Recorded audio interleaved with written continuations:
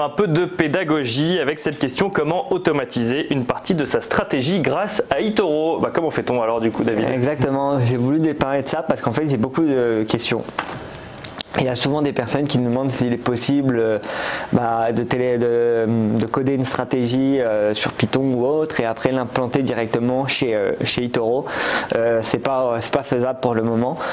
Par contre, on propose chez eToro différents outils pour permettre aux personnes d'automatiser leur stratégie. Donc si par exemple on prend le CAC 40, on peut, ou n'importe quel actif, là je prends le CAC 40 en exemple, mais on peut faire ça sur tout et n'importe quoi. On peut en fait tout simplement, en cliquant sur investir, choisir de passer un ordre déjà. Et donc les ordres, ça me permet aux personnes de mettre leur taux eux-mêmes et donc de rentrer à un taux prédéfini. Donc si par exemple on choisit 5200 pour le CAC et qu'on décide de l'ouvrir à 5200, dès que le graphique atteindra les 5200, notre position va s'ouvrir. Donc on n'aura pas besoin d'être devant l'écran, on n'aura pas besoin de vérifier si le cours arrive plus ou moins à 5200. Dès que le prix va être touché, la position va s'ouvrir.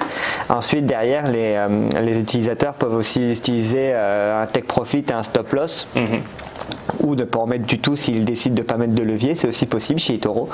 On peut retirer les stop loss et take profit si on décide de ne pas mettre de levier. Mais s'ils décident de mettre un levier, ils peuvent régler un stop loss et un take profit. Et là encore une fois, ce sera un ordre automatique en fait qui va leur permettre de sortir des marchés financiers en fonction d'un prix et d'un cours prédéfini. Donc take profit, c'est si le cours, par exemple, on achète le CAC 40 à 5200 et on considère qu'à 5250 ou 5300 on sort et on prend ses bénéfices. Dans ce cas-là, automatiquement, le cours à 5300, une fois que le point aura atteint 5300, la position se ferme et l'argent revient sur la balance de l'utilisateur.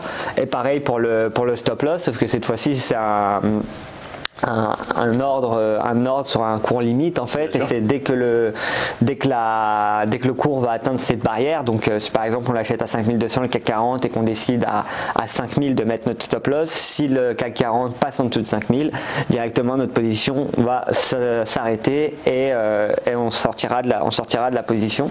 Et donc comme ça les personnes peuvent en fait eux-mêmes ouvrir des ordres et régler tout ça au préalable, et après laisser leur stratégie tourner et vraiment avoir tout automatisé et ne plus avoir à regarder pendant un an si les choses sont bien réglées. Bien sûr.